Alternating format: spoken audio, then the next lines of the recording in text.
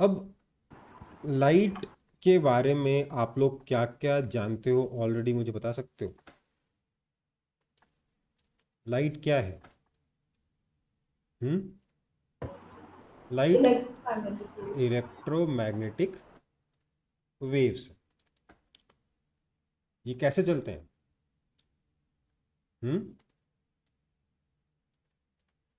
They travel in straight line, तो rectilinear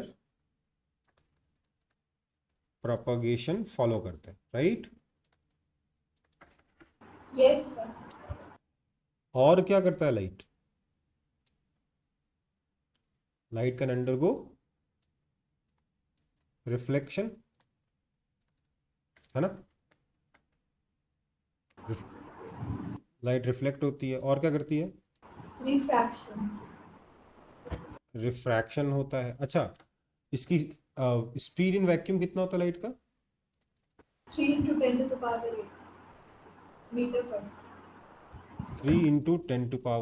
× 10⁸ इससे तेज light कहीं नहीं चलती। लाइट की स्पीड मैक्सिमम कहाँ होती है? वैक्यूम में। कितनी होती है? 3 × 10⁸ पूरा इलेक्ट्रोमैग्नेटिक वेव्स पड़ चुके हैं इसके ऊपर। लाइट रिफ्लेक्ट कर सकती है, लाइट रिफ्रैक्ट कर सकती है, और क्या कर सकती है लाइट? डिस्पर्स कर सकती है। हाँ सर। डिस्पर्जन क्या होता है? Splitting of light into its colours, है ना? यस और क्या हो सकता करता है लाइट? स्कैटर करता है। स्कैटरिंग भी पढ़े थे ना क्लास 10th में, कि नहीं पढ़े थे? हाँ सर, जो प्रिज्म से होता था। हमें प्रिज्म से डिस्पर्जन होता है। स्कैटरिंग एटमॉस्फेयर में होती है। स्काई ब्लू क्यों है, सवेरे सन रेड क्यों है? हाँ सर हाँ सर। सर। और और लाइट क्या करती है?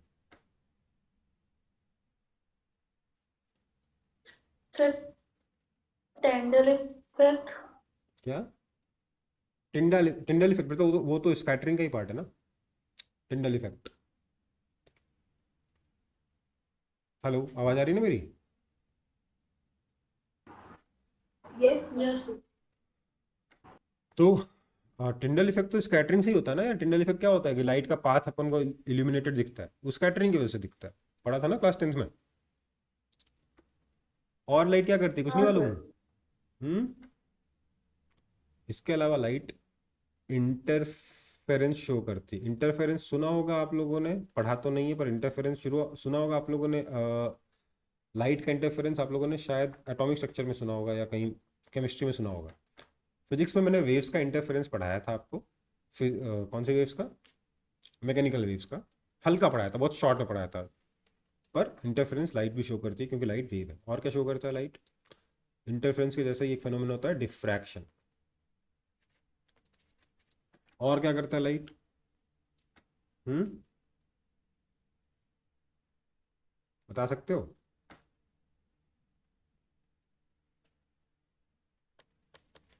पोलराइजेशन शो करती है ना?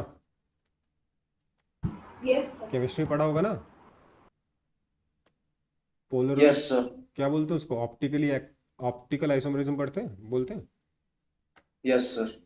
उस ऑप्टिकल आइसोमेरिज्म स्टडी करने के लिए पोलराइजेशन पढ़ना पड़ेगा कि नहीं पढ़ना पड़ेगा? हाँ सर। हाँ ठीक है। सर। और क्या होता है? रमन इफेक्ट, स्टार्क इफेक्ट, और भी चीजें हैं, ठीक है, बहुत सारी चीजें होती हैं। तो रमन इफेक्ट और स्टार्क इफेक्ट तो हमें नहीं पढ़ना है, पर बाकी के सारे फिनोमेना जो मैंने यहाँ लिस्ट किए उस सब के सब हम लोग पढ़ने वाले हैं, ठीक है बेटा? मतलब ये सारे पढ़ेंगे, और पोलराइजेशन भी पढ़ेंगे। तो 1 2 3 4 5 6 7 फिनोमेना हम लोग लाइट से रिलेटेड पढ़ने वाले हैं। इसमें से इंटरफेरेंस, डिफ्रैक्शन और पोलराइजेशन भी हम लोग, पोलराइजेशन हालांकि किसी में भी डाल सकते हो ना, तो ये प्रॉपरली रे ऑप्टिक्स का पार्ट है ना वेव ऑप्टिक्स का पार्ट है। लेकिन ये तीनों हम लोग वेव ऑप्टिक्स में पढ़ेंगे, और इनको हम लोग रे ऑप्टिक्स में पढ़ेंगे, ठीक है बेटा? पोलराइजेशन से साथ जो भी, मतलब पोलराइजेशन कहीं भी पढ़ा सकता हूँ, मेरी इच्छा है। उस वक्त अगर क्लास में टाइम बच गया, जिस रे ऑप्टिक्स के एंड में अगर टाइम बच गया तो रे ऑप्टिक्स में डाल देंगे। ऑप्टिक्स के दो पार्ट हैं, एक रे ऑप्टिक्स और दूसरा वेव ऑप्टिक्स, ठीक है।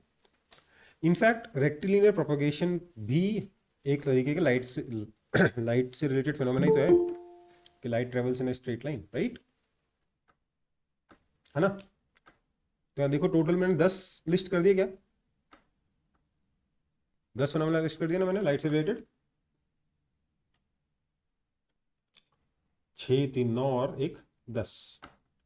तो ये सब कुछ हमें पढ़ना है। ये दो चीजें छोड़ के, रमन इफेक्ट और स्टार्क इफेक्ट सिलेबस में नहीं है, बट ये इनके बारे में मेरी इच्छा हुई थोड़ी बहुत तो बात करूंगा, नहीं तो नहीं करूंगा, ठीक है।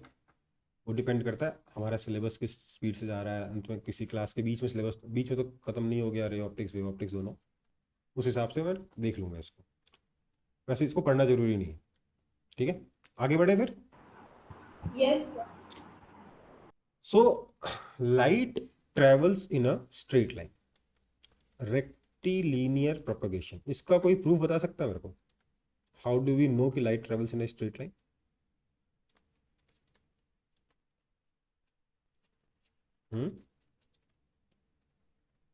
How can we be sure कि लाइट एक स्ट्रेट लाइन में ट्रेवल करती है? बताइए।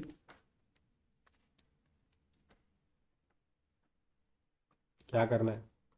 वैसे तो इसका सबसे सिंपल प्रूफ है शैडो, है ना। साउंड हमारे आसपास में मुड़ जाती है, टर्न ले लेती है, इसलिए साउंड की शैडो नहीं बनती, पर लाइट की शैडो बनती है ना। क्यों? क्योंकि लाइट मुड़ती नहीं है, लाइट स्ट्रेट लाइन में चलना पसंद करती है। लेकिन अगर एक्सपेरिमेंटली आपको इसे प्रूफ करना है तो क्या करोगे आप? एक कार्डबोर्ड लोगे, उसके ऊपर एक स्ट्रेट लाइन में 3 पिन लगाओगे और इधर से देखोगे तो आपको क्या देखने को मिलेगा? इन 2 पिन्स के पीछे तीसरी पिन नजर नहीं आ रही, है ना। इसका मतलब लाइट यहां से ऐसे आ रही थी, इन पिन्स ने इसका रास्ता रोक दिया लाइट का, इसलिए आपको ये थर्ड पिन नजर नहीं आ रही, right. That means light is must be travelling in a straight line, हाँ है ना। सिंपल है कि नहीं है? Yes, sir. सो रेक्टिलिनियर प्रोपगेशन सिंपली हम लोग एक्सपेरिमेंट से प्रूव कर सकते हैं, ओके। लाइट की स्पीड अलग अलग मीडियम्स में अलग अलग होती है। लाइट की स्पीड वैक्यूम में कितनी होती है अपन सबको मालूम है। वैक्यूम में लाइट की स्पीड होती है 3 × 10⁸ मीटर्स पर सेकेंड। अगर वाटर में देखा जाए, क्लीन वाटर में देखा जाए, तो अप्रोक्सीमेटली लाइट की स्पीड होती है 2.25 × 10⁸ मीटर्स पर सेकेंड। अगर एक अच्छी क्वालिटी के ग्लास में देखा जाए, तो ग्लास भी ऑब्वियसली अलग अलग वेराइटीज के आते हैं, पर मतलब 2 ग्लासेस का नाम बार बार यूज होंगे, फ्लिंट ग्लास और क्राउन ग्लास। डोंट वरी, आपको ना फ्लिंट ग्लास पढ़ना है ना क्राउन ग्लास पढ़ना है, बस इतना पता होना चाहिए कि 2 अलग अलग तरीके के ग्लास, ठीक है। तो ग्लास के अंदर लाइट की स्पीड अप्रोक्सीमेटली 2 × 10⁸ मीटर्स पर सेकेंड होती है, ठीक है। कोई दिक्कत? कोई दिक्कत? एयर में लाइट की स्पीड कम होती है, बट अप्रोक्सीमेटली इक्वल होती है किसके? 3 × 10⁸ मीटर्स पर सेकेंड के। मतलब वैक्यूम के से थोड़ी कम होती है, पर अप्रोक्सीमेटली वैक्यूम के अंदर जो स्पीड होती है उसी के बराबर, हरीर नहीं, एयर में भी स्पीड होती है, ओके बेटा। Yes, sir. आगे बढ़े। हाँ sir. सो ये हमारा लाइट की एकदम बेसिक प्रॉपर्टीज हो गई, ठीक है। अब लाइट का लाइट रिफ्लेक्ट क्यों करती है, ये कॉन्सेप्ट होना चाहिए ना। वैसे तो इसका प्रॉपर एक्सप्लेनेशन भी हम लोग पढ़ेंगे, पर एक प्रिंसिपल है, फर्मेट्स प्रिंसिपल। फर्मेट्स प्रिंसिपल, ध्यान दीजिए, ये प्रिंसिपल है, लॉ नहीं है। फर्मेट्स प्रिंसिपल क्या कहता है कि light is in great Hari, light is in a great Hari, light को बहुत जल्दी है, ठीक है, इसलिए इतना तेज चलती है। लाइट से तेज कुछ नहीं चलता, मतलब लाइट को बहुत जल्दी है, राइट। तो फर्मेट प्रिंसिपल ये कहता है कि ध्यान दीजिएगा ये प्रिंसिपल है, ये लॉ नहीं है।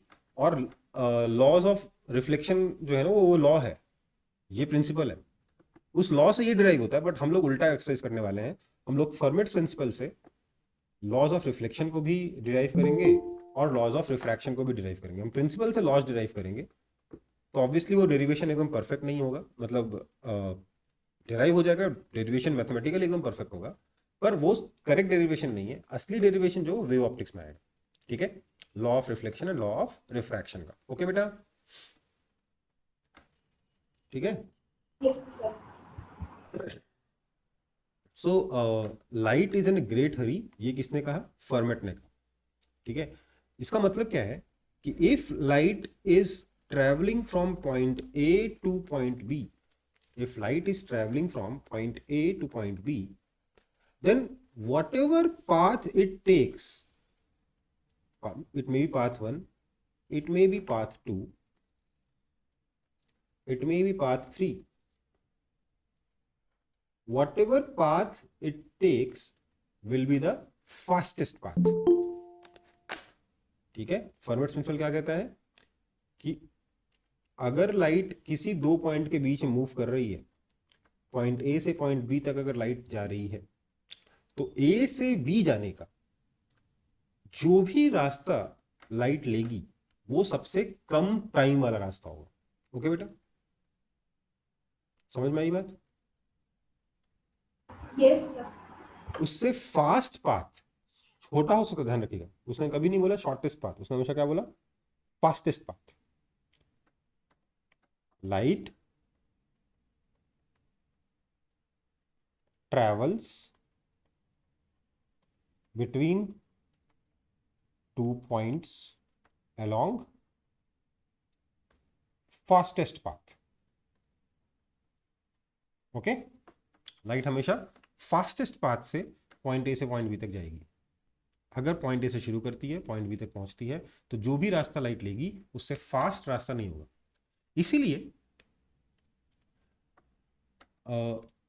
अगर कोई मीडियम बीच में चेंज नहीं हो रहा, अगर हर एक जगह स्पीड सेम है,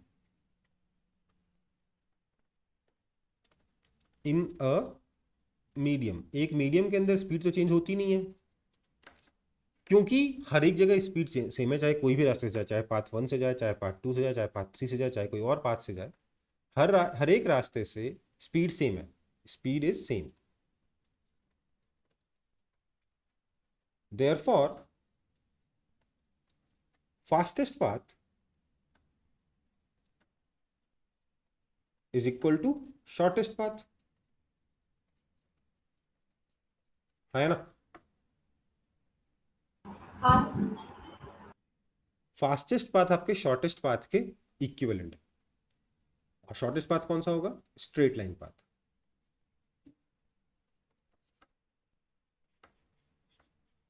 ओके बेटा, कोई दिक्कत?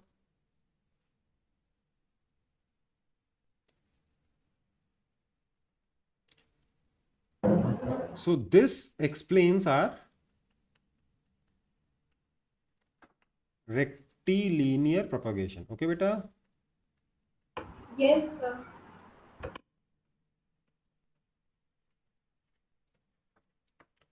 एक मीडियम में लाइट स्ट्रेट लाइन पाथ में ट्रेवल करती है, इसको आप फर्मेट्स प्रिंसिपल से इस तरीके से प्रूव कर सकते हो, ठीक है। फर्मेट्स प्रिंसिपल क्या कहता है कि अगर लाइट पॉइंट ए से पॉइंट बी तक जा रही है, तो whichever path it will take that will be the fastest path. Okay बेटा, ध्यान रखें ये प्रिंसिपल है।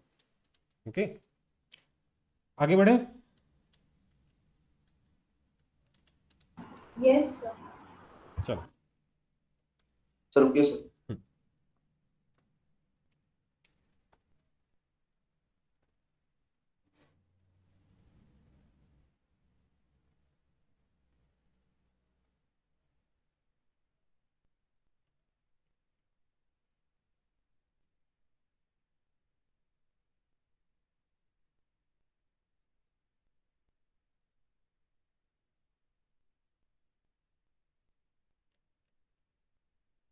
हो गया सर।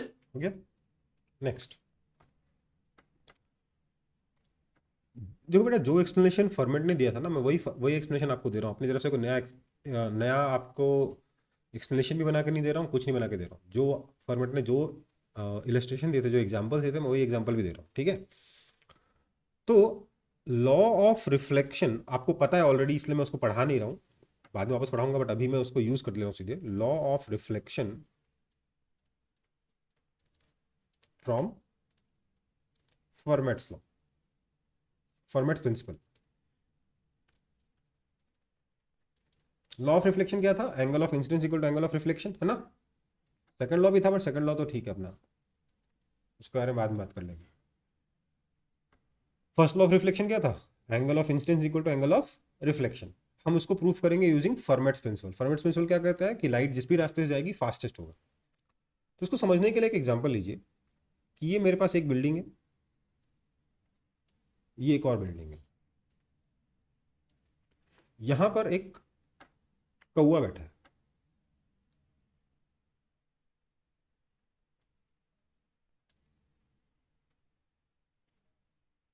ठीक है। इस कौवे को बिल्डिंग ए से बिल्डिंग बी तक जाना है।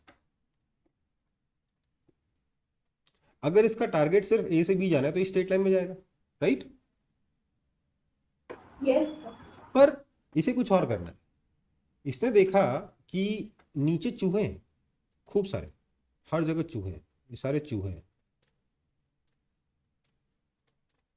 ये क्या चाहता है कि एक चूहा उठाकर जाए। इसको ए से बी जाना है, पर रास्ते में एक चूहा लेना है। तो अगर इसको फास्टेस्ट पाथ लेना है तो ध्यान दीजिए, ये हमेशा ट्रेवल तो एयर में ही कर रहा है। एयर में इसकी स्पीड चेंज नहीं होती, ये आपका अजम्पशन, ठीक है। मतलब देयर इज नो एक्सेलरेशन और रिटार्डेशन, ठीक है बेटा। तो मुझे बताइए कौन सा चूहा उठाने से इसको कब से फास्टेस्ट, सबसे कम टाइम लगेगा यहां से यहां जाने में। एक ऑप्शन इसका, ये एक्सट्रीम केसेस के बारे में बात करेंगे, ये वाला चूहा उठाए और चला जाए। एक ऑप्शन है इधर वाला चूहा उठाए और चला जाए। तीसरा ऑप्शन है बीच बीच वाला चूहा उठाए और चला जाए।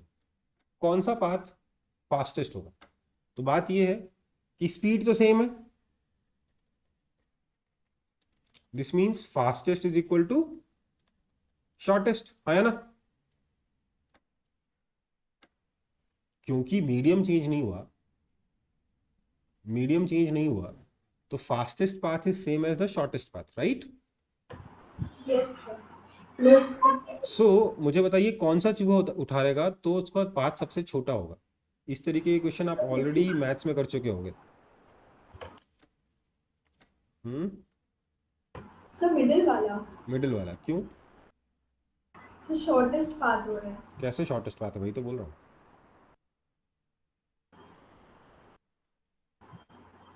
सर अगर 5 4 3 वाला पाइथागोरस ट्रायंगल लीजिएगा तो साइड वाला में 9 आएगा, 5 + 4, और बीच तो वाला में वो तो आपने एक एग्जाम्पल ले लिया।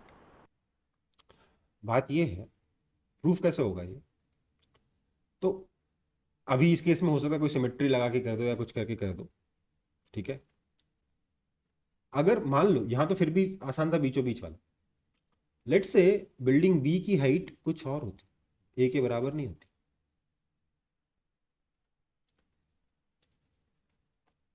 अब क्या करोगे?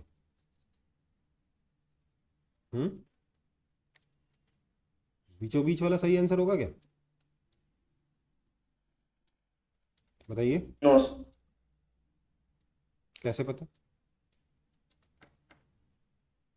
देखो जवाब क्या है, मैं काम करता हूं, मैं बिल्डिंग बी की एक इमेज बना लेता हूं यहां पे, ठीक है। सो ये पॉइंट कहीं पे भी हो सकता है, बीचों बीच का नहीं, ये वाला पॉइंट कहीं का भी हो सकता है।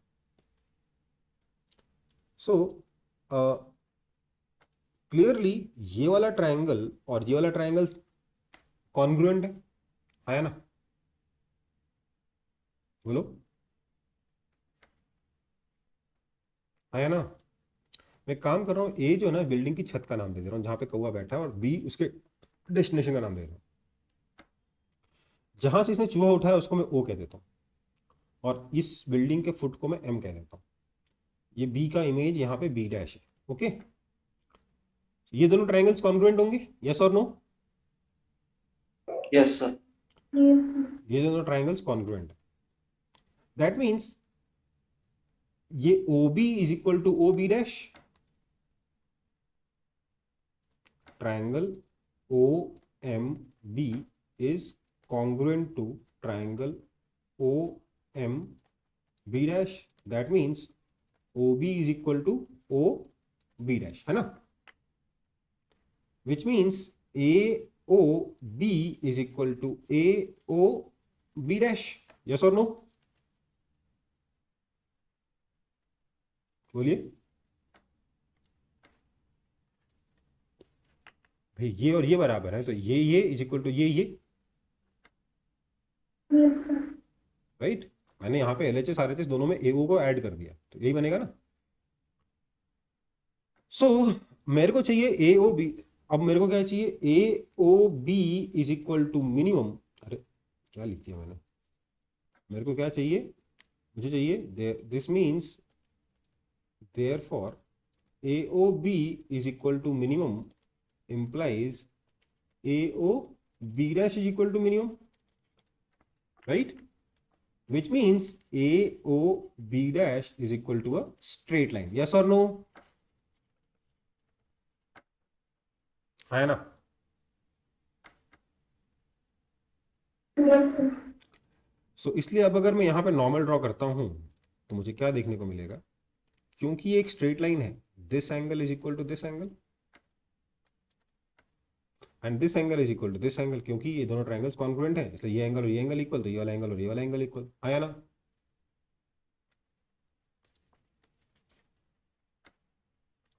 विच मीन्स ये एंगल और ये एंगल इक्वल होने वाले हैं, I is equal to R, yes और नो? प्रूव हो गया कि नहीं हो गया? हुआ कि नहीं? Yes, sir. हाँ सर। ठीक है,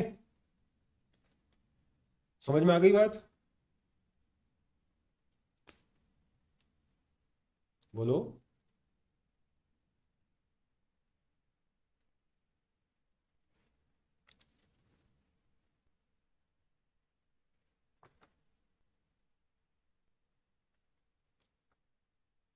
समझ में आया कि नहीं आया? Yes Yes, yes sir. Sir.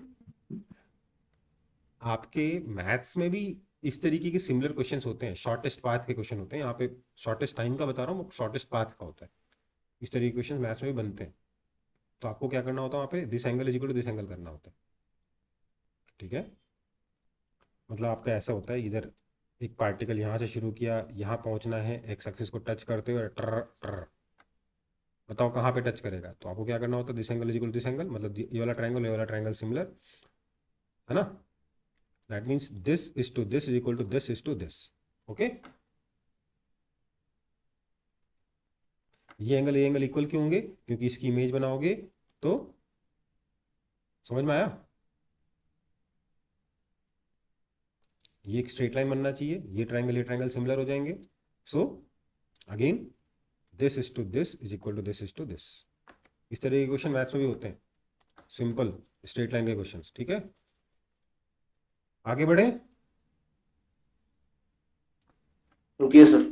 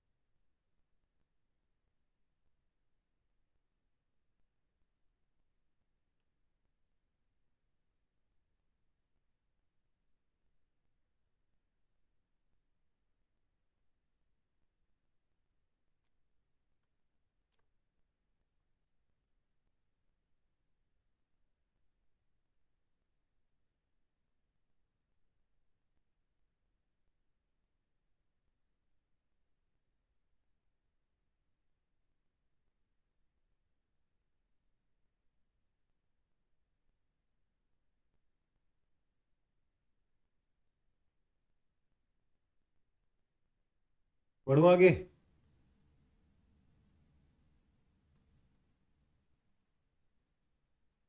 No sir.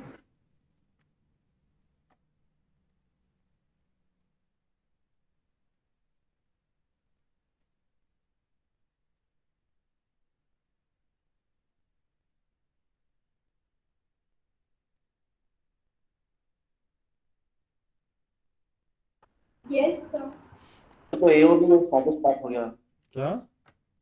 AOB shortest path हो गया। AO B शॉर्टेस्ट पाथ होने के लिए AO B डैश को शॉर्टेस्ट पाथ होना पड़ेगा, इसलिए AO B डैश को स्ट्रेट लाइन पाथ होना पड़ेगा। ठीक है, ओके सर। उसके लिए आपका ये एंगल इक्वल होना पड़ेगा और ये एंगल तो इसके बराबर है, इसलिए I is equal to R होना पड़ेगा। ठीक है, ओके। Okay sir. चलो फिर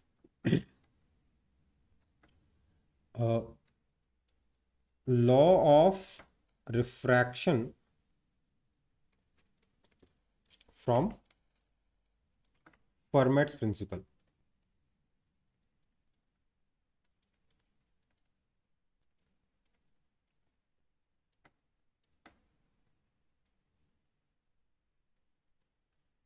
ठीक है, पहले तो रिफ्रैक्शन का लॉ याद करा दूं आप लोगों को, भूल गए होगे आप लोग, है ना? याद है?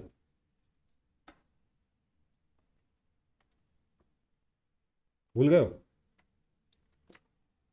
ये बोलने की भी हिम्मत नहीं हो रही कि भूल गए, है ना?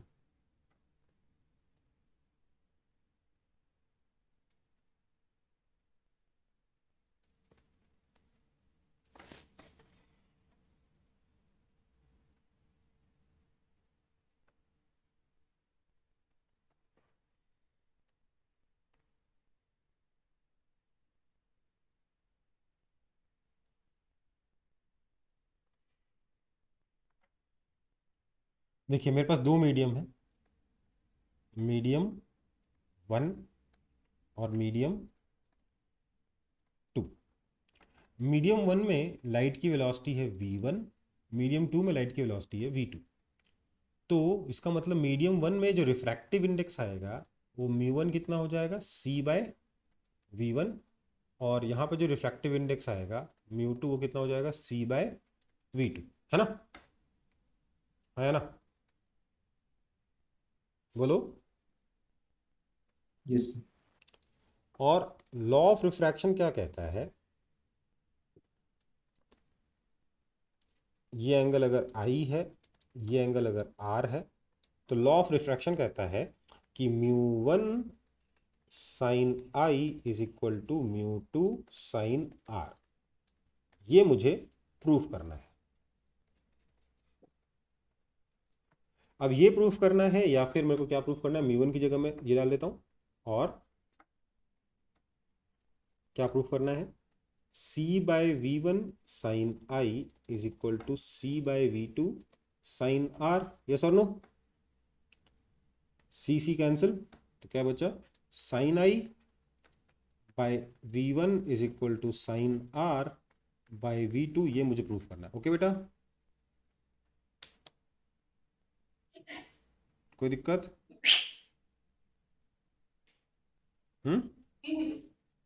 पंकज स्वास्थ्य करो ना। क्या हो रहा है?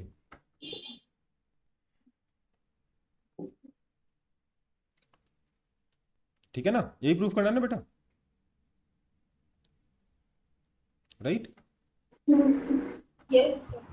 तो मैंने बोला लेट से पॉइंट ए से पॉइंट बी तक इसे जाना है, इसे पॉइंट ए से बी तक जाने का फास्टेस्ट पाथ चाहिए, राइट? मैंने बोला लेट से ये डिस्टेंस h1 है, ये डिस्टेंस, या h1 h2 क्यों कर रहा हूं, इसको मैं कह देता हूं a, इसको मैं कह देता हूं b, इस पूरे को कह देता हूं l, इसको कह देता हूं मैं x। तो ये कितना हो जाएगा, l माइनस एक्स, है ना? a b और l कांस्टेंट है, x वेरिएबल है। ओके, x के हिसाब से i और r दोनों वेरी करेंगे, हाँ या ना? बोलो,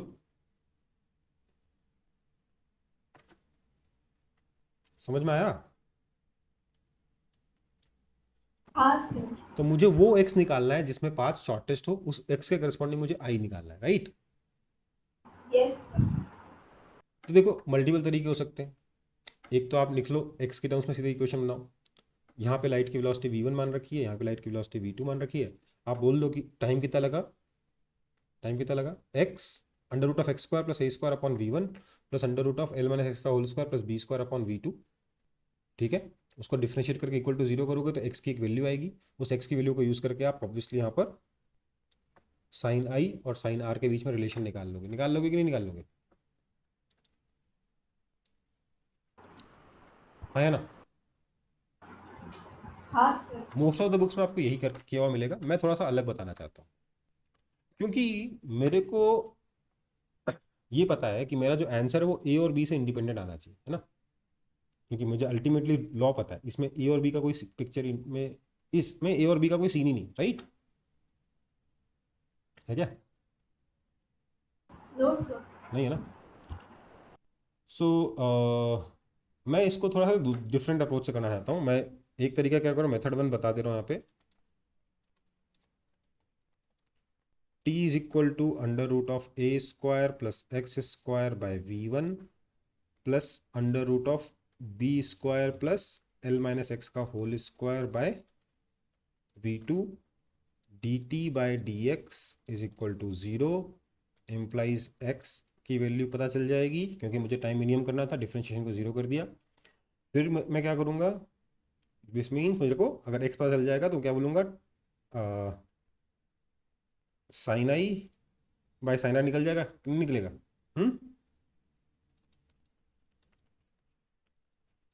निकल जाएगा ना इसके बाद तो, आया ना? बोलिए। ये निकल गया तो ऑब्वियसली आपका ये प्रूव हो जाएगा, तो आप ये प्रूव कर सकते हो, ये प्रूव कर सकते हो, ये प्रूव कर सकते हो, राइट? कोई दिक्कत? ये एक मेथड है। मेरे को इसमें कैलकुलेशन बहुत लगती है, दूसरे मेथड में कैलकुलेशन डिफिकल्ट है पर कम है। ठीक है, तो मैं दूसरा मेथड यूज करूंगा। कॉपी हो गया ये वाला? Yes sir.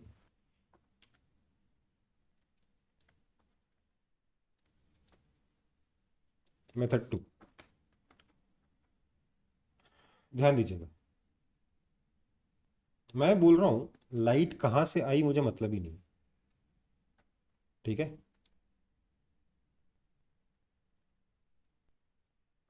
लाइट कहाँ गई मुझे मतलब ही नहीं, मुझे सिर्फ एंगल से मतलब है, राइट? क्योंकि अल्टीमेटली मेरे को रिलेशन सिर्फ एंगल में चाहिए।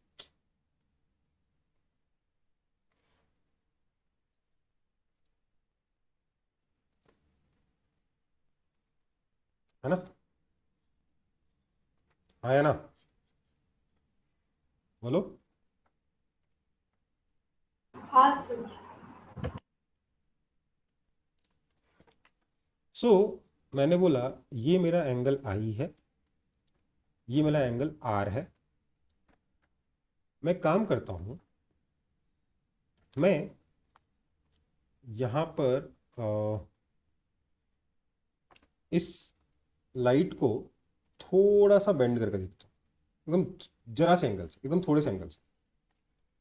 पिंक लाइट मेरी थोड़ी से एंगल से बेंड हो गई, मतलब येलो लाइट को ही थोड़ा सा बेंड किया तो मैंने पिंक लाइट बनाया। ओके बेटा?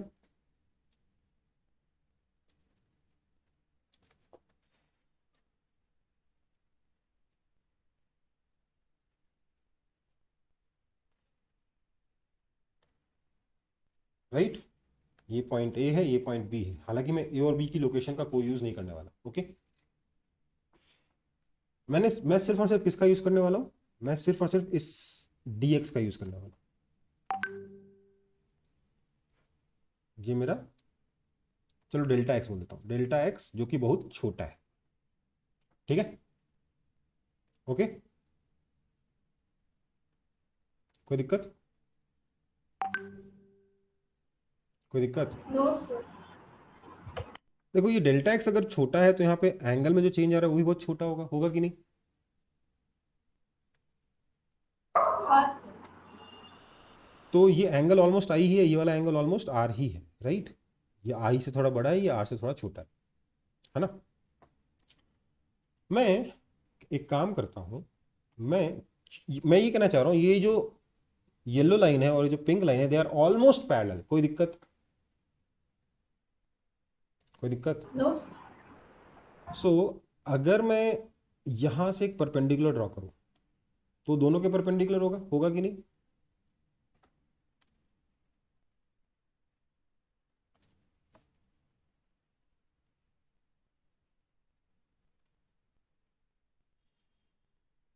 है ना? ये मेरा पॉइंट M है, इस पॉइंट को मैंने कह दिया N, इस पॉइंट को मैंने कह दिया P, और मैंने यहां से एक परपेंडिकुलर ड्रॉप किया येलो वाले पे, इस पॉइंट को मैंने कह दिया Q। ओके, तो मैं ये कह रहा हूं मेरे को जो टाइम एक्स्ट्रा लगा वो डेल्टा टी कितना है?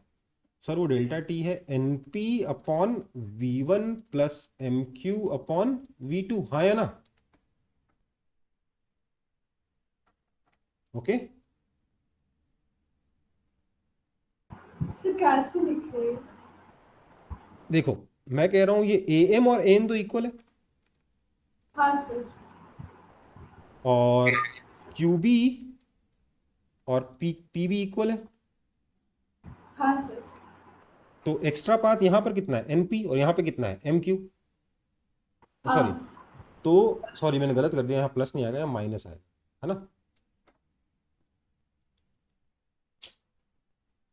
यहाँ पर MQ पाथ कम ट्रेवल करना पड़ा मीडियम 2 में, और मीडियम 1 में NP पाथ एक्स्ट्रा ट्रेवल करना पड़ा, राइट?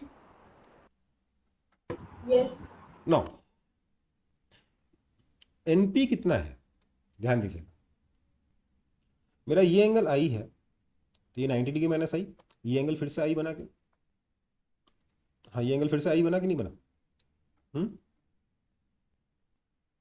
बोलो।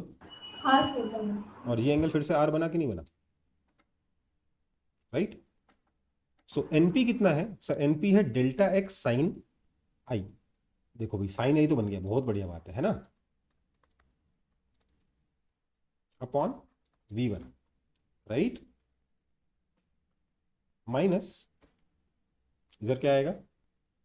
Delta X sine R by V2, यही ना डेल्टा T, राइट और रॉन्ग? बोलो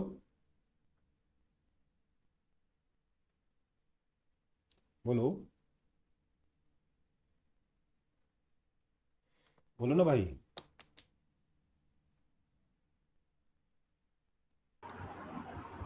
इस ट्रायंगल को बड़ा करके देखो ना, ये राइट एंगल ट्रायंगल है, इधर M है, इधर P है, ये एंगल I है, ये डेल्टा एक्स है, तो ये कितना हो जाएगा? NP कितना हो जाएगा? डेल्टा एक्स साइन I होगा। हाँ सर। सिमिलरली इस ट्रायंगल को बड़ा करोगे तो ये कितना आ जाएगा? MQ कितना आ जाएगा? डेल्टा एक्स साइन R आएगा, हाँ right? Sir. Now Yes. For, ध्यान दीजिएगा, for time to be minimum delta T by delta x is equal to 0। That means sine I minus V1, sine I by V1 minus sine R by V2 equals to 0, और μ1 sine I is equal to μ2 sine R। Calculation कम हुई कि ज्यादा हुई? कम हुआ। समझ में आया? Yes sir. कॉपी कर लो। तो फॉर्मेट प्रिंसिपल से हमने लॉ ऑफ रिफ्लेक्शन भी प्रूफ कर दिया, लॉ ऑफ रिफ्रैक्शन भी प्रूफ कर दिया, रेक्टिलिनियर प्रोपगेशन भी प्रूफ कर दिया, राइट?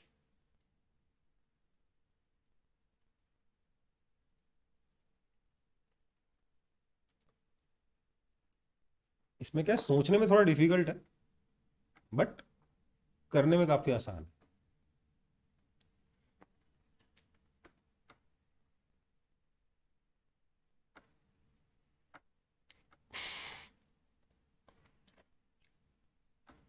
और पिछला वाला जो मेथड था वो सोचने में उतना डिफिकल्ट नहीं, बट सॉल्व करने में एकदम अच्छी से कैलकुलेशन आ जाएगी, परेशान हो जाओगे, है ना? Yes sir.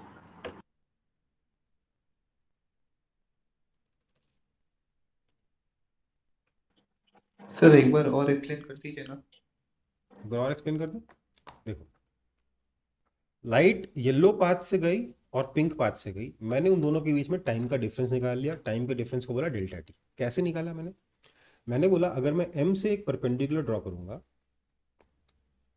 तो क्योंकि ये बहुत ज़्यादा एंगल का डिफरेंस नहीं, डेल्टा एक्स बहुत छोटा है, तो परपेंडिकुलर इस येलो लाइन और पिंक लाइन दोनों के परपेंडिकुलर होगा, इसलिए ट्राइंगल ए एम एन जो है वो इक्विलेटरल ट्राइंगल बनेगा, सॉरी आइसोसेलेस ट्राइंगल बनेगा, राइट, क्योंकि दोनों एंगल 90 डिग्री 90 डिग्री है ना, मानते हो इस चीज को? Yes sir. So that means A M और ए एन इक्वल होगा, तो मीडियम 1 में मेरा डिफरेंस कितना है, एनपी, राइट। सिमिलर काम मैं मीडियम 2 में करूंगा तो मेरा डिफरेंस कितना आएगा, एम क्यू। मैंने यहां से परपेंडिकुलर ड्रॉ किया, फिर से ये ट्राइंगल आइसोसेलेस बन गया, एम क्यू पाथ कम ट्रेवल करना पड़ेगा मीडियम 2 में, right. Yes sir. So delta T कितना हुआ, NP by V one minus M Q by V two. यहाँ पे एक्स्ट्रा टाइम लगा एनपी ट्रेवल करने में, तो NP by V one time extra लगा, और यहाँ पे कम टाइम लगा, एम क्यू डिस्टेंस ट्रेवल नहीं करना है, तो M Q by V two time कम लगा, तो डेल्टा टी कितना हो गया, NP by V one minus M Q by V two, right. इसके बाद मैंने कुछ नहीं किया, इन दोनों ट्राइंगल्स को बड़ा बनाया और मैंने एनपी और एम क्यू दोनों को डेल्टा एक्स की टर्म्स में कैलकुलेट किया, तो मेरा एनपी आएगा डेल्टा एक्स साइन आई, आप चाहे तो ट्राइंगल को बड़ा बना के देख लीजिएगा, डेल्टा एक्स साइन आई, एम क्यू आ जाएगा डेल्टा एक्स साइन आर। मैंने एक को तो बड़ा बना के दिखा भी दिया आपको, है ना, दूसरे को बड़ा बना के खुद देख लीजिएगा। Yes sir. मेरे को टाइम को मिनिमम करना है, मतलब delta T bye delta X को जीरो करना है। पिछली बार में भी यही यही कर रहे थे हम लोग, D T by D X को जीरो कर रहे थे, राइट, है ना। Yes sir. तो हमने delta T by delta X को जीरो किया, डेल्टा एक्स कॉमन लेके नीचे लेके गए, क्या बचा, sine I by V one minus sine R by V two is equal to zero. हो तो क्या प्रूफ हुआ कि नहीं?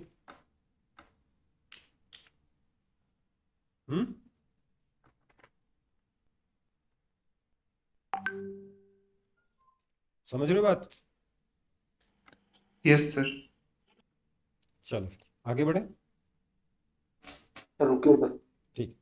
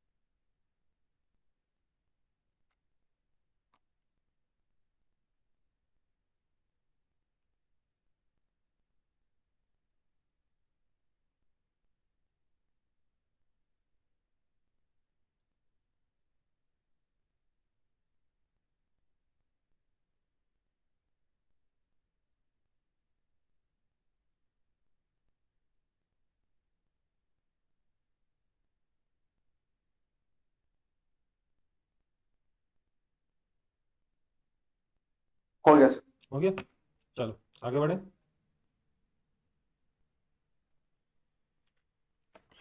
देखो भैया, एक एग्जाम्पल है,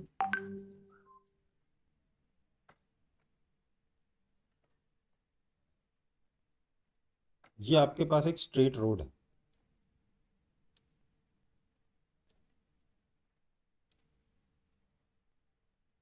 ठीक है, इधर आपका फील्ड है, ये आपकी रोड है, ओके।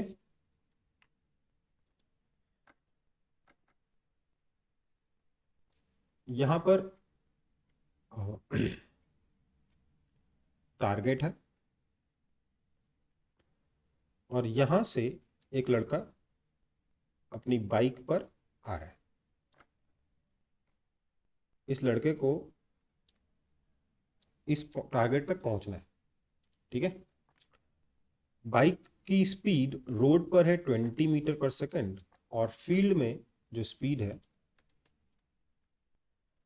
वो है 10 मीटर पर सेकंड।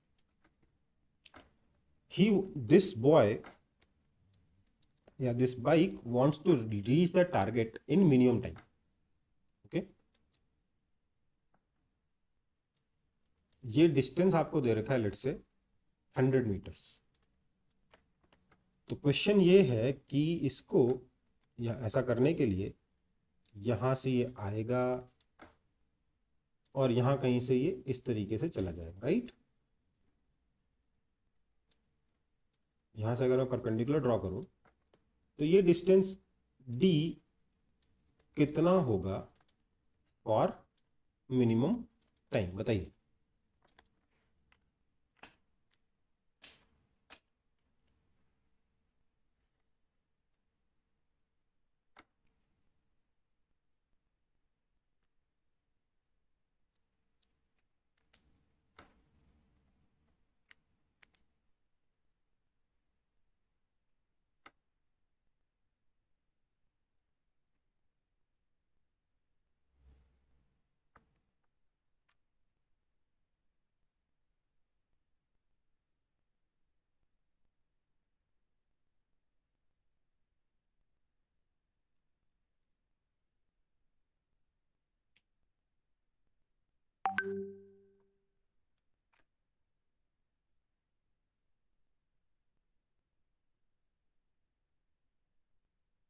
सब क्वेश्चन एक बार फिर से बोल दीजिए ना।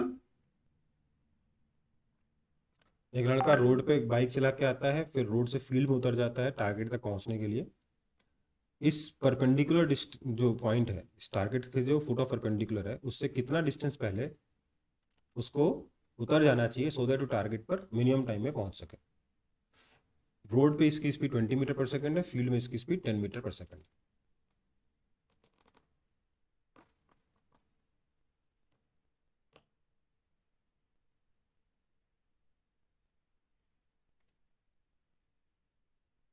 देखो क्या करें।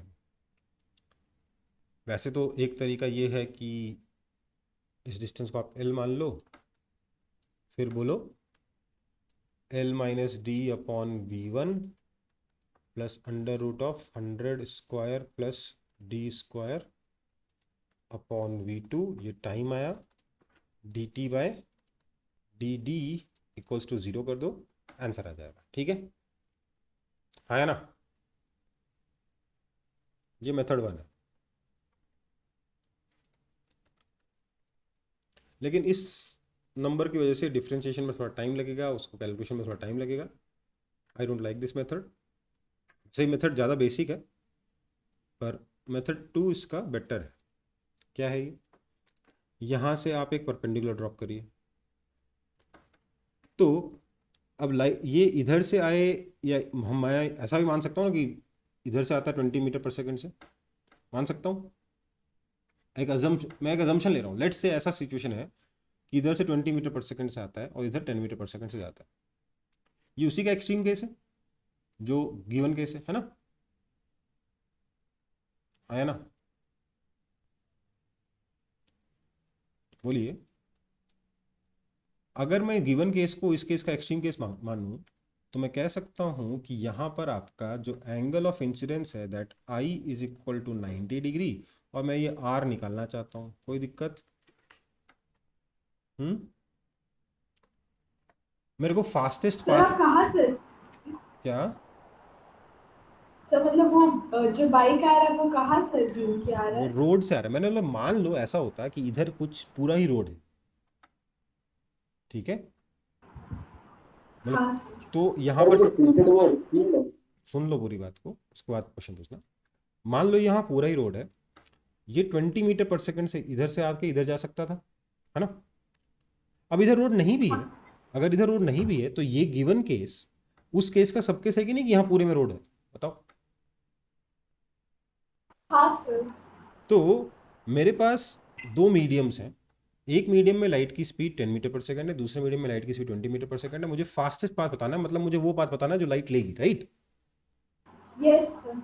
तो मैं क्या बोलूंगा, μ1 sin I is equal to μ2 sin R, that means C by V1 sin I is equal to C by V2 sin R। C तो कैंसिल हो जाएगा, तो sin R is equal to V2 by V1 sin 90 degree.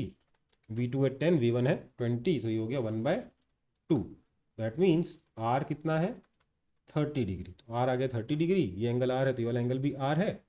Therefore D is equal to 100 tan 30 degree, that is equal to 100/√3 metres. कोई दिक्कत? Question light का नहीं था, पर क्वेश्चन फर्मेट्स प्रिंसिपल का था, क्योंकि दो अलग अलग जगहों पे अलग अलग स्पीड थी और हमें टाइम को मिनिमम करना था, राइट। और फर्मेट्स प्रिंसिपल कौन फॉलो करता है? लाइट फॉलो करता है। इसलिए ये लड़का भी वही पाथ फॉलो करने से मिनिमम टाइम पे पहुंचेगा जिस पाथ को लाइट फॉलो करती। ओके, समझ में आई बात?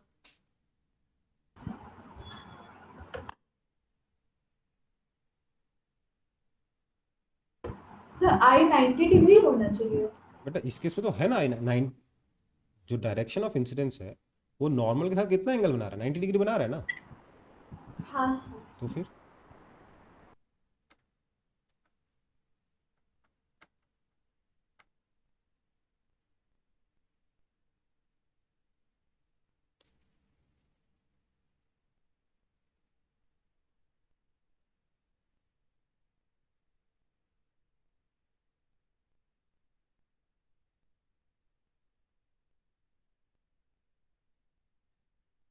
अब देखो यही क्वेश्चन यहाँ पर रोड है, यहाँ पे दौड़ के आता है, यहाँ पे स्विम करके जाता है, पूछ सकता है कि नहीं पूछ सकता? हाँ सर। बस वही है। आगे बढ़े।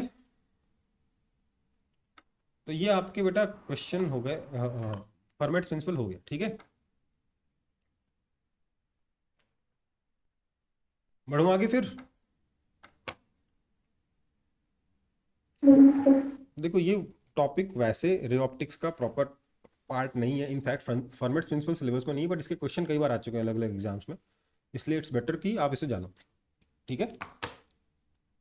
वैसे आपके नॉर्मल सिलेबस का पार्ट नहीं है formats principal, but you should know it because इसके क्वेश्चंस आते हैं।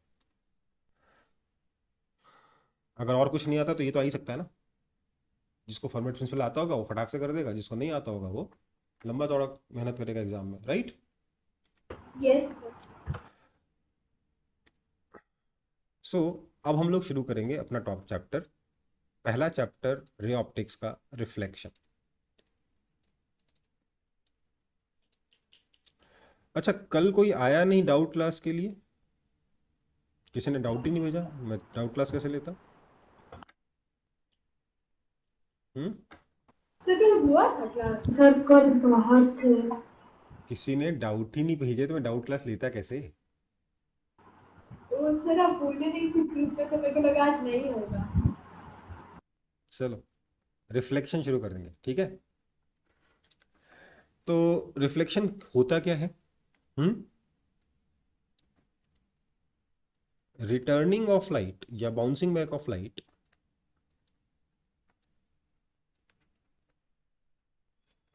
इन इंसिडेंट मीडिया, इन इंसिडेंट मीडियम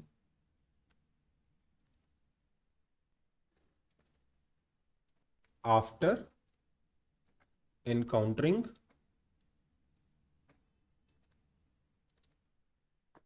अ शाइनी सरफेस। यही पढ़े हो ना आप लोग।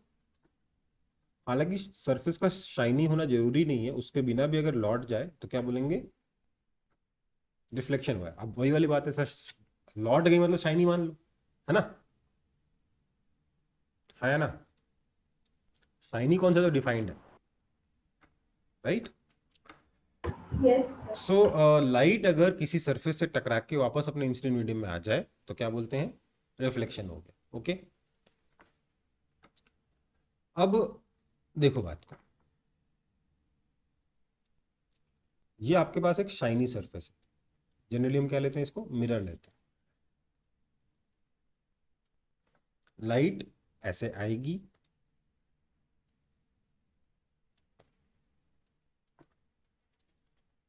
यहां नॉर्मल बनेगा और टकरा के वापस अपने मीडियम में लौट जाएगी, है ना। ये मेरा एंगल ऑफ इंसिडेंस आई है, ये मेरा एंगल ऑफ रिफ्लेक्शन आर है। लॉज ऑफ रिफ्लेक्शन क्या कहते हैं?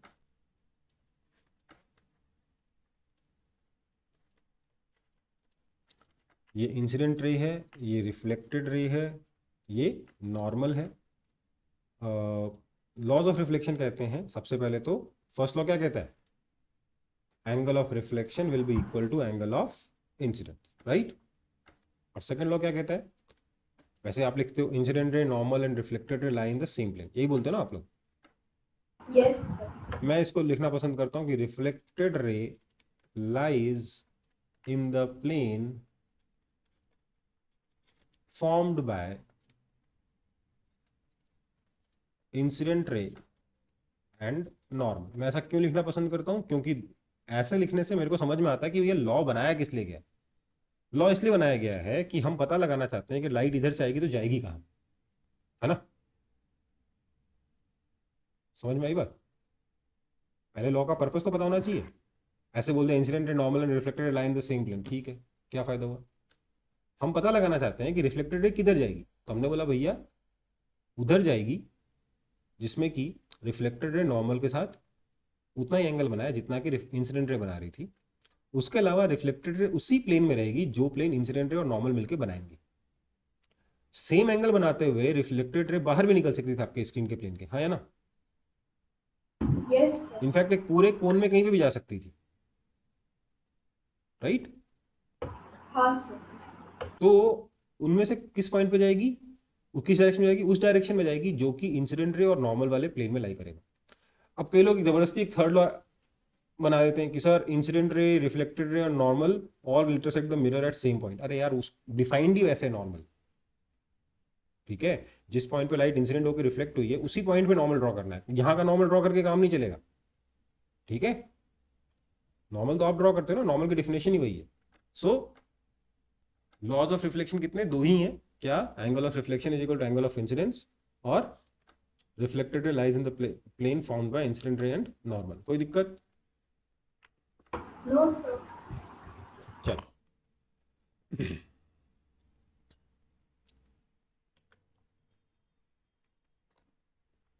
तो एक एग्जांपल कर ले।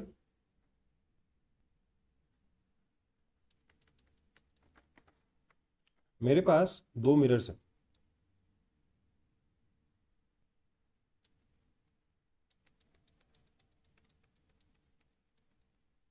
जो एक दूसरे को ऐसे फेस कर,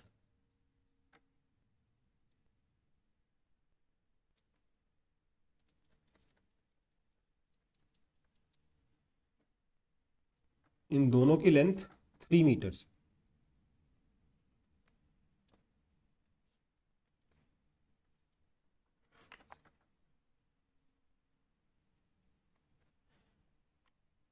एक लाइट रे ऐसे आकर इंसिडेंट हुई,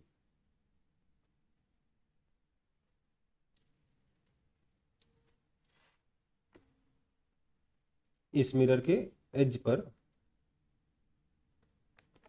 जहां ये वाला एंगल आपका 30 डिग्री है।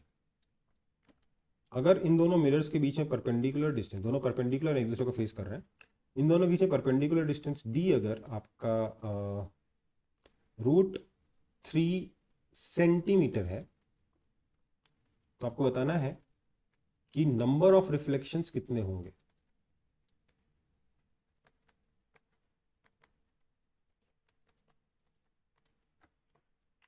बताइए।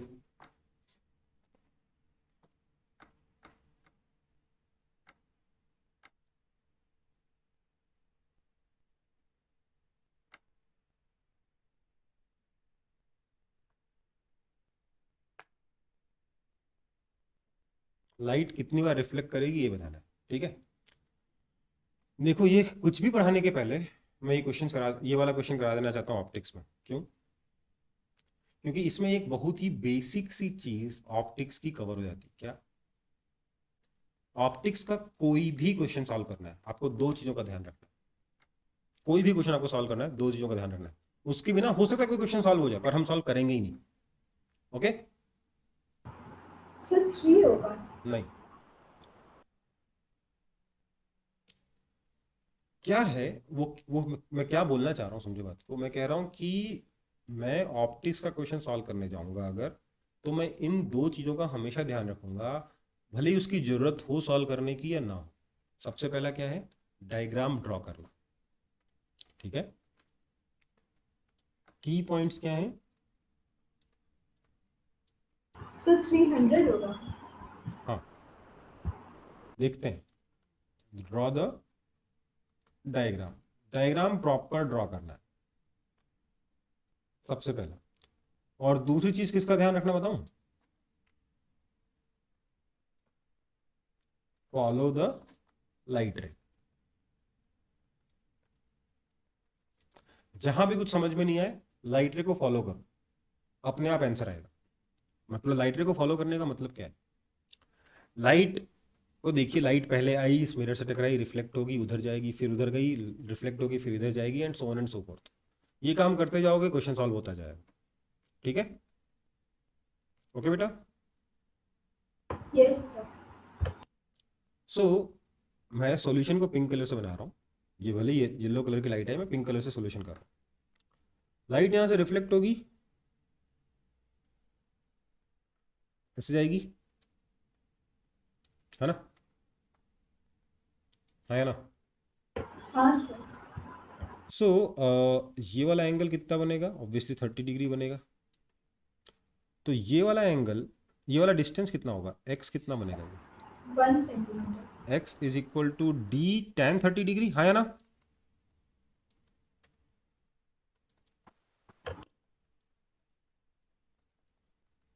वन सेंटीमीटर, ये √3 सेंटीमीटर है, ध्यान रखेंगे। सो लाइट यहाँ पे 1 सेंटीमीटर के बाद रिफ्लेक्ट हुई। इसके बाद क्या हुआ? यहाँ पे नॉर्मल बनेगा, तो ऑब्वियसली ये वाला एंगल फिर से कितना बनेगा? 30 डिग्री। फिर लाइट रिफ्लेक्ट होकर इधर आएगी, कितना एंगल बनाएगी? फिर से 30 डिग्री। और लाइट आके यहाँ रिफ्लेक्ट होगी फिर से, तो ये फिर से उसी x के बराबर होगा, क्योंकि दोनों ट्रायंगल सिमिलर है, हाँ या ना? सिमिलर क्या, कॉन्ग्रुएंट है। तो हर एक x डिस्टेंस के बाद ये लाइट रिफ्लेक्ट होगी, राइट? हाँ या ना? So sir clearly light reflects after every 1 centimeter of the mirrors, हाँ या ना? कोई दिक्कत? This means number of reflection कितने होंगे बताइए तो? क्या मैं लिख सकता हूं 3 metre upon 1 centimetre that is equal to 300? Yes और नो? Yes sir. लेकिन मेरे को एक डाउट है सर, 300 और 301, क्योंकि सर पहला रिफ्लेक्शन 0 पे हो गया, दूसरा रिफ्लेक्शन 1 पे, तीसरा 2 पर, 2 सेंटीमीटर पे तीसरा रिफ्लेक्शन, तो 300 सेंटीमीटर पे कौन सा रिफ्लेक्शन होगा? 300 फर्स्ट 1 रिफ्लेक्शन होगा ना? सर 0 पे हो गया मतलब? पहला रिफ्लेक्शन तो यही हो गया, 0 सेंटीमीटर पे हो चुका है, दूसरा रिफ्लेक्शन 1 सेंटीमीटर पे हुआ, तीसरा रिफ्लेक्शन 2 सेंटीमीटर पे हुआ, राइट? हाँ है ना? बोलो, तो लाइट कितने रिफ्लेक्शन करेगी? 300 करेगी कि 301 करेगी बताइए? सर 300। हाँ, 300 ही आंसर होगा। क्यों? क्योंकि समझिए, पहला रिफ्लेक्शन 0 पे नहीं हुआ, dx पे हुआ, राइट? दूसरा 1 प्लस dx, तीसरा 2 प्लस dx, चौथा 4 प्लस dx। 301 कहाँ पे होगा? 300 प्लस dx पे होगा, पर लेंथ कितनी? एग्जैक्टली 300, इसलिए आपका आंसर क्या होगा? 300। ठीक है? हाँ, अगर कहीं कैलकुलेशन करने के बाद आपका लेंथ बाय x, अगर लेट से आपका आंसर 82.3 आ जाता, तो नंबर ऑफ रिफ्लेक्शन कितना आता है? 82.3। 82। 83।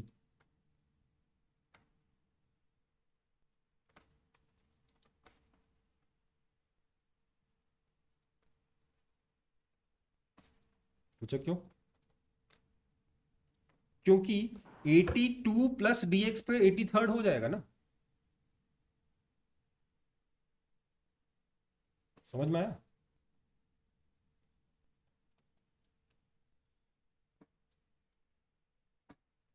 अगर 82.0 है मतलब एग्जैक्टली 82 है तो 82 रिफ्लेक्शन, बट अगर 82.00001 भी है तो 83 रिफ्लेक्शन मार्क करने होंगे। ओके बेटा, यहाँ पे एग्जैक्टली 300 आ गया ना, इसलिए 300 रिफ्लेक्शन है। अगर 300.1 आता तो क्या करते, क्या करते बोलो? 301. 301 करते। ठीक है, समझ में आया? पूरा क्वेश्चन सॉल्व करने के बाद भी बेकार में नंबर कट जाते हैं कई बार, थोड़ा सा नहीं सोचो तो, है ना बेटा? सर वो आप जो बोले ना 300 और 301 में डाउट है, वो डाउट क्यों हो रहा है, मतलब कहाँ से आ रहा है? बेटा बात समझो, पहला रिफ्लेक्शन 1 सेंटीमीटर पे नहीं हुआ है, पहला रिफ्लेक्शन 0 सेंटीमीटर पे हो चुका है, राइट? अच्छा सर, आप उसको भी मान रहे हैं, येलो काउंट रे नहीं को करेंगे भी? क्या? ओ, ठीक है सर। सर ये डीएक्स वाला फिर से अगर आप समझा दीजिए ना। बता, पहला रिफ्लेक्शन कहाँ हुआ है? 0 सेंटीमीटर पे हुआ है ना, दूसरा 1 सेंटीमीटर पे, तीसरा 2 सेंटीमीटर पे। तो जितने सेंटीमीटर उतना +1 रिफ्लेक्शन हो रहा है, आया ना? बोलो। Yes sir. तो 300 सेंटीमीटर पे कितना रिफ्लेक्शन होना चाहिए? 301 होनी चाहिए, राइट? हाँ सर। पर मैं बोल रहा हूँ नहीं 300 होगा। क्यों होगा? क्योंकि फर्स्ट रिफ्लेक्शन 0 पे थोड़ा ना हो सकता है, 0.00001 पे होगा ना।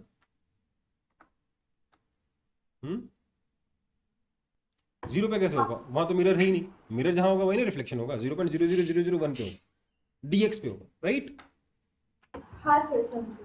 तो 300 फर्स्ट रिफ्लेक्शन कहाँ होगा? 300 प्लस 0.00001 पे होगा, बट वो तो है ही नहीं मिरर वहां पे, तो रिफ्लेक्शन होगा ही नहीं 300 वाला, है ना?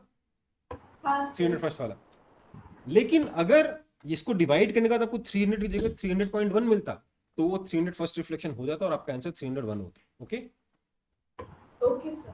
मैं ये समझाने की कोशिश कर रहा हूँ, और इस पर क्वेश्चन आईआईटी में आ चुका है। यही क्वेश्चन था, मतलब नंबर शायद अलग थे, मैं नंबर याद नहीं मेरे को, नंबर्स अलग थे बट क्वेश्चन यही था। ओके, आगे बढ़ूं? Yes sir. अगला एग्जांपल,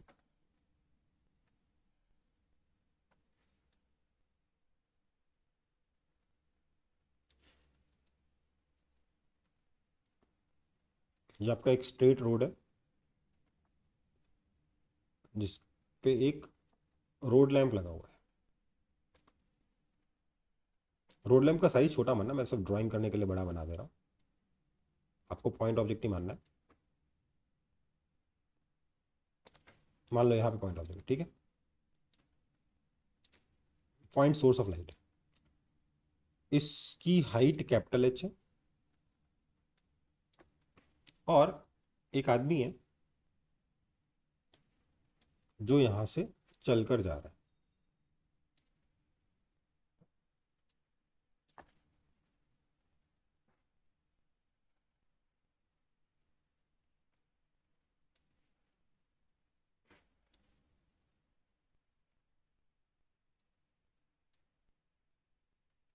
ठीक है, आप कभी चले हो अंधेरे में इस तरीके से रोड लैंप के पास में, हाँ या ना? सर। इसकी हाइट आपको दे रखी है स्मॉल एच, आपको ये भी गिवन है कि कैपिटल एच जो है वो 2 टाइम्स स्मॉल एच है। मुझे बताइए, अगर आप ऐसा चलते हो तो आपकी शैडो की लेंथ इंक्रीज होती है कि डिक्रीज होती है? डिक्रीज। डिक्रीज होती है। इंक्रीज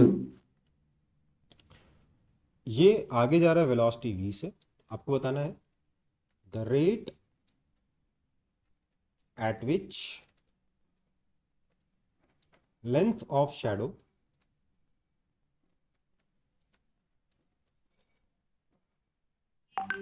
चेंजेस, इंक्रीज होगी कि डिक्रीज होगी ये भी बताना है। ठीक है, सॉल्व करिए।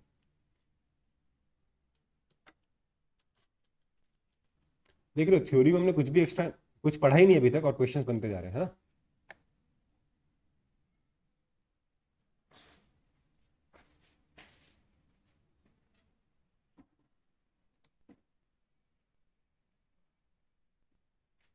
सर हिंट दीजिएगा। हिंट क्या देना है आपको, एकदम सिंपल ज्योमेट्री का क्वेश्चन है।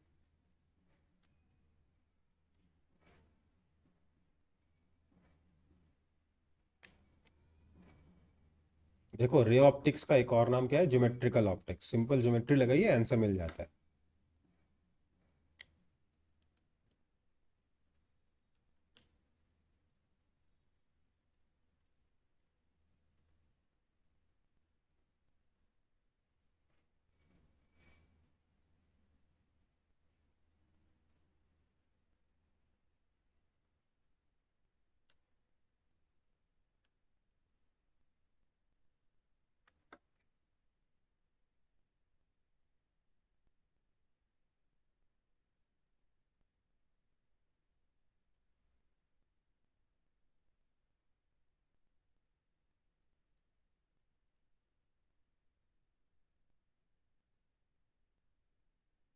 समझ में आया?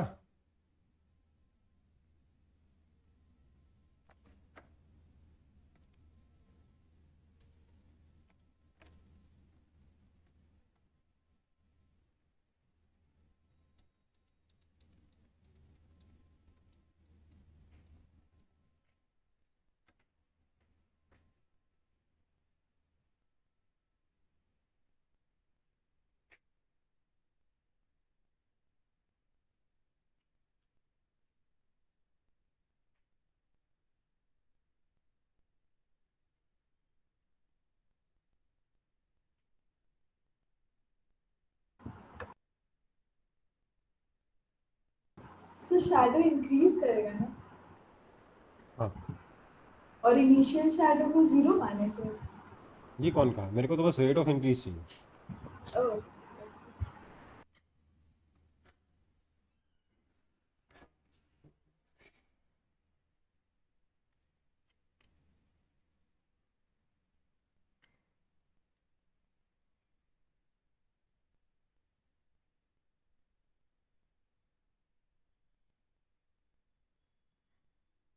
देखो भाई, थोड़ी देर के बाद ये आदमी यहाँ पहुंच जाएगा,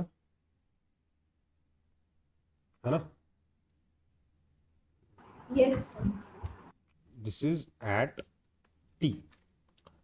मान लेते हैं इसका इस पोल से डिस्टेंस x है, इसकी स्पीड आगे की तरफ v है, तो क्या मैं बोल सकता हूं v is equal to D X by D T? Yes और नो? बोलिए। Yes sir. अब अगर मैं यहां से एक लाइट कंसिडर करूं,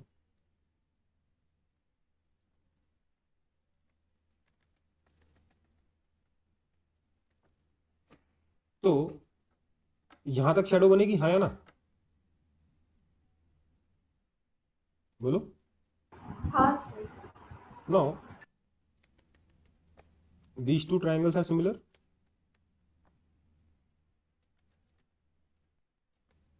This length L is equal to length of shadow, right? है ना?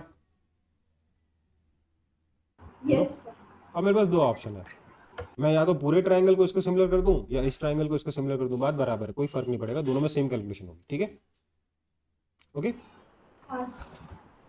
सो मैं कह रहा हूं x plus L upon capital H is equal to L upon small h। कोई दिक्कत?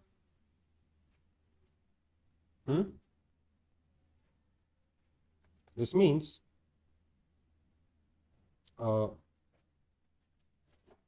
h by capital H into x plus small h by capital H into L is equal to small l. This implies small l into 1 minus small h by capital H is equal to x into small h by capital H. This means small l into capital H minus small h upon capital H is equal to x into small h by capital H. कोई दिक्कत? h ने h मारा, okay. So this means L is equal to कितना हो गया? L कितना हो गया? x times small h upon capital H minus small h। कोई दिक्कत? No sir. और ये है कितना? मतलब इस क्वेश्चन में तो capital H is equal to 2h है, दैट इज इक्वल टू हाँ। स्मॉल x हो गया अकॉर्डिंग टू क्वेश्चन। मैं इसको पहले मैं बिना उसके ही प्रूफ करना चाहता था, ड्राइव करना चाहता था, तो मैंने ये ड्राइव कर लिया। नहीं तो आप अगर यहीं पे डाल देते ना capital H is equal to 2 small H, तो सीधे आ जाता है रिलेशन एक लाइन में, right, L is equal to X, है ना। हाँ सर हाइट एंड डिस्टेंसेस की तरह करना है। हाँ, so this means dl by dt, that is the rate at which length of shadow is increasing, is equal to dx by dt, that is simply v, answer। Similar triangle use करना है और क्या।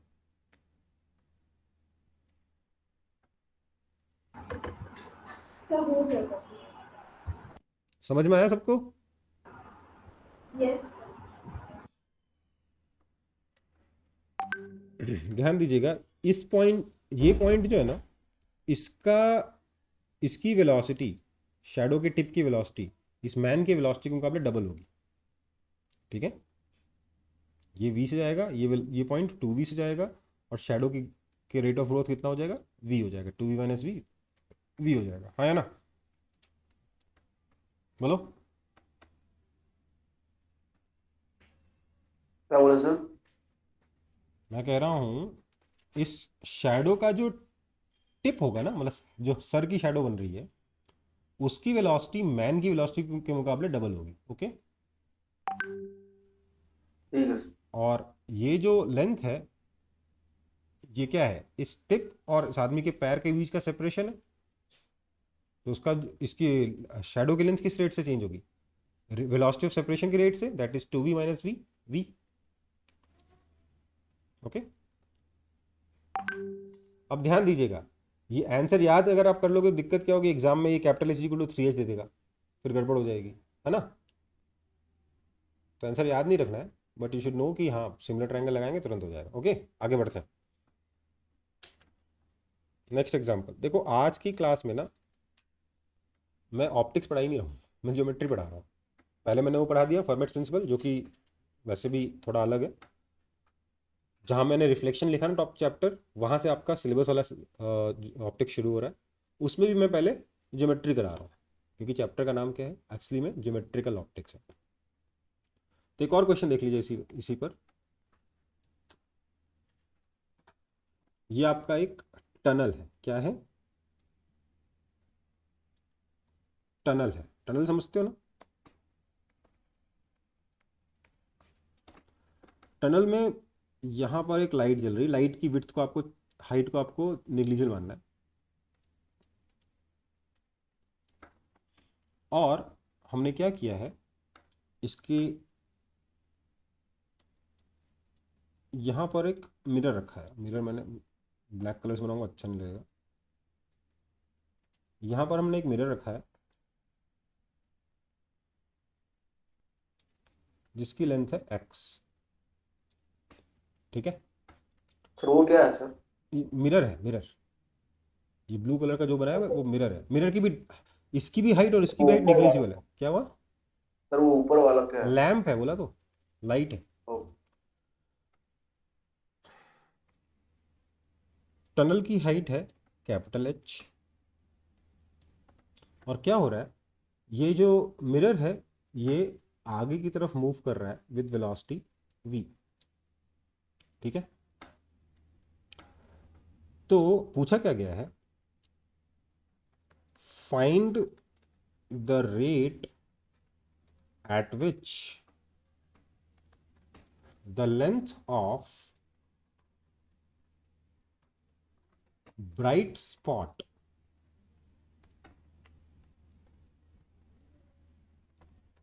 formed at the ceiling grows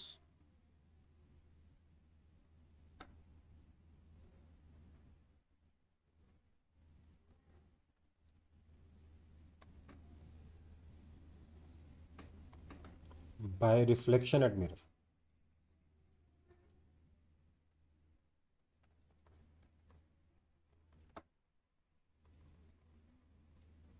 On ceiling grows। समझ में आया? यहाँ इस light के सोर्स को आपको पॉइंट सोर्स मानना है।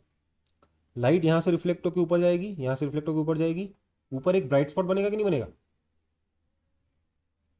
बोलो। Yes, sir. अगर ये मिरर वेलोसिटी v से उधर जा रहा है तो ब्राइट स्पॉट किस रेट से ग्रो करेगा ये आपको बताना है। सॉल्व करिए।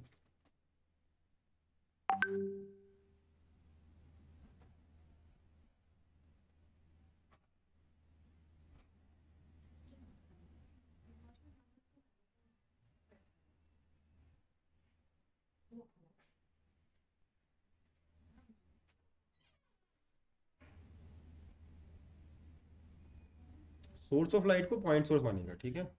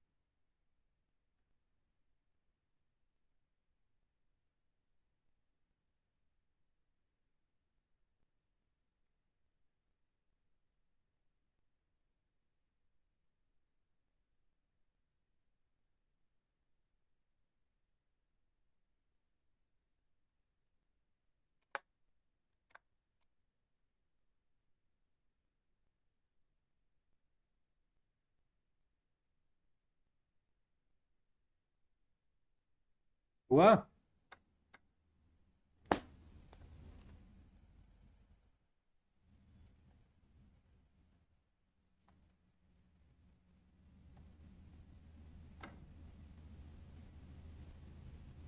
Sir, length of bright spot मतलब? इतनी देर से वही तो समझा रहा हूँ भाई। यहाँ से लाइट आएगी, रिफ्लेक्ट होकर ऊपर जाएगी, तो ऊपर एक ब्राइट स्पॉट बनेगा कि नहीं बनेगा?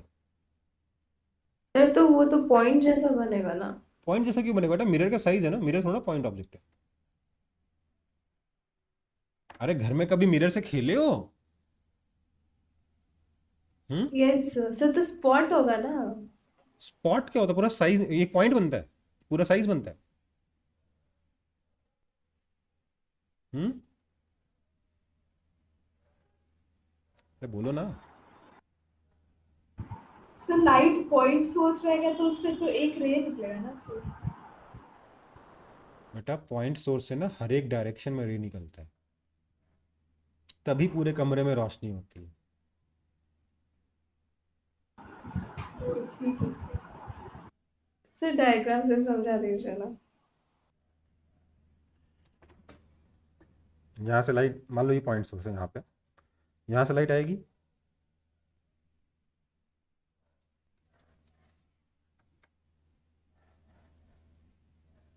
जैसे रिफ्लेक्ट होके ऐसे जाएगी, यहाँ से एक और लाइट रे निकलेगी,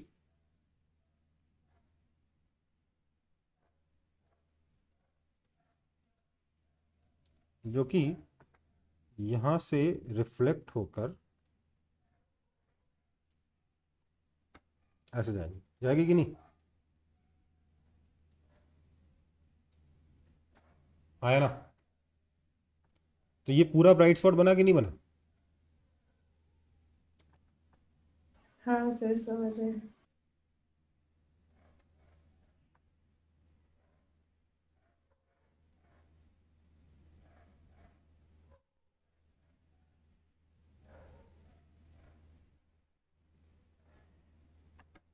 अब देख लो, इतना कर दिया मैंने तो।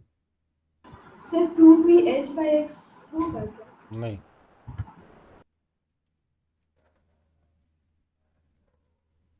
इस पॉइंट से लेट से मिरर के फर्स्ट पॉइंट का डिस्टेंस x1 है और लास्ट पॉइंट का डिस्टेंस लेट्स से x2 है।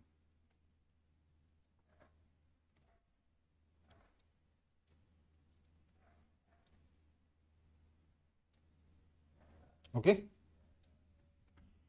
तो x2 माइनस x1 कितना है, और ये x कांस्टेंट है, राइट? कोई दिक्कत? मैंने इस x1 के करस्पॉन्डिंग यहां जो पॉइंट बना है उसका डिस्टेंस मैंने मान लिया है लेट्स से आपका y1, और x2 के करस्पॉन्डिंग जो पॉइंट बना है उसका डिस्टेंस मैंने मान लिया y2। ये जो इमेज बनी है, जो ब्राइट स्पॉट बना है, उसका साइज मैंने y मान लिया, तो y कितना हो जाएगा, y2 minus y1, right? Now अगर मैं यहां से एक परपेंडिकुलर ड्रॉप करूं तो ये वाला ट्रायंगल और ये वाला ट्रायंगल सिमिलर है कि नहीं है, इनफैक्ट कॉन्ग्रुएंट है कि नहीं है? सर कौन सा ट्रायंगल? ये ट्र ट्र ट्र और ट्र ट्र ट्र कॉन्ग्रुएंट है। हाँ सर। तो y2 कितना हो जाएगा, this plus this, that is twice of this, that is twice of x2, right? Congruent triangle का यूज करके।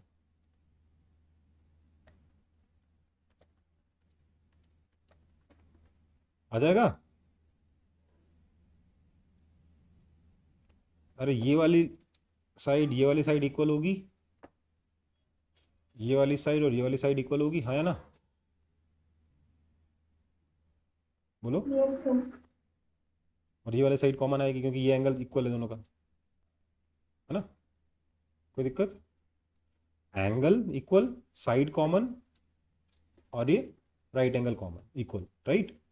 तो दोनों ट्रायंगल कॉन्ग्रुएंट हुए, मतलब ये वाला ट्रायंगल ये वाला ट्रायंगल, सॉरी ये दोनों ट्रायंगल कॉन्ग्रुएंट हुए, मतलब ये वाला साइड और ये वाला साइड बराबर हुआ।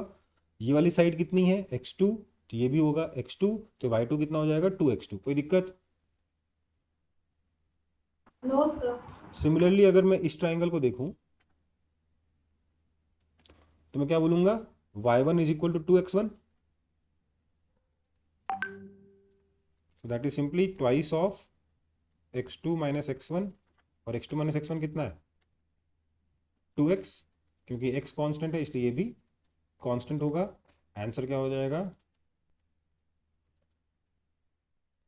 0। कांस्टेंट लेंथ का ब्राइट स्पॉट बनेगा, ग्रो नहीं करेगा, ठीक है? समझ में आई बात? एक्चुअली क्या होगा, Yes, sir. ये वाला पॉइंट भी 2v से मूव करेगा, ये वाला पॉइंट भी 2v से मूव करेगा, ठीक है? और ये जो स्पॉट है इसकी लेंथ कांस्टेंट रहेगी। कोई दिक्कत?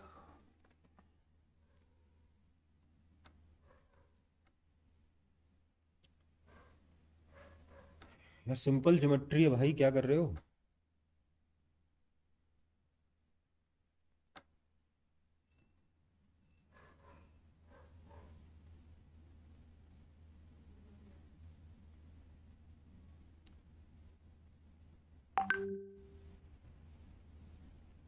नहीं समझ में आया? समझ गए सर। समझ गए?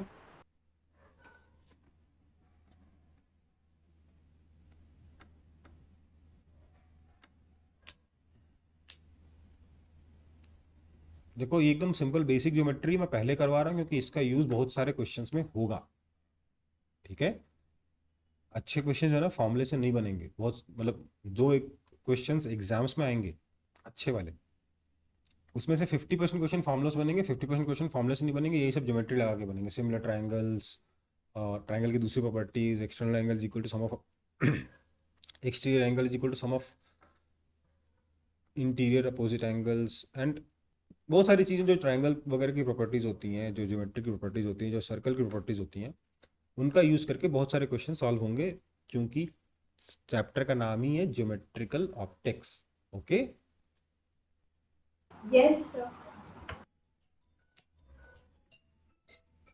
आगे बढ़ूं? हाँ सर। तो अगला है डेविएशन ऑफ लाइट रे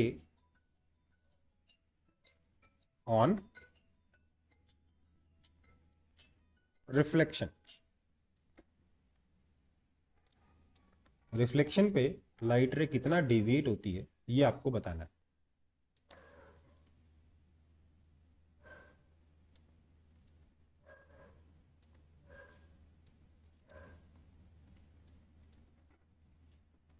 ठीक है,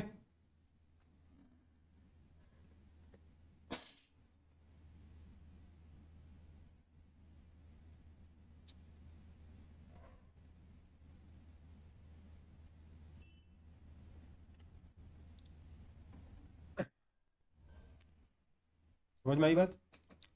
इस टॉपिक से हम लोग नेक्स्ट क्लास में शुरू करेंगे, deviation of light ray on reflection. ठीक है, नेक्स्ट क्लास में मेरे को reflection at plane surface complete करना है। ओके बेटा? Yes sir. हालांकि नेक्स्ट क्लास सबसे ज़्यादा क्रूशियल क्लास होने वाली है, खासतौर से उन स्टूडेंट्स के लिए जिन्होंने क्लास 10th में मुझसे नहीं पढ़ा है रे ऑप्टिक्स, क्योंकि मैं ऑब्जेक्ट इमेज क्या होता है, क्या उनकी डेफिनेशन होती है, कैसे हम उनको डील करते हैं, ये सारे के सारे कॉन्सेप्ट जो नेक्स्ट क्लास में कवर करूंगा। ठीक है, कॉन्सेप्चुअल पार्ट इस पूरे के पूरे रे ऑप्टिक्स का most of the conceptual part next class में कंप्लीट हो जाएगा। ठीक है,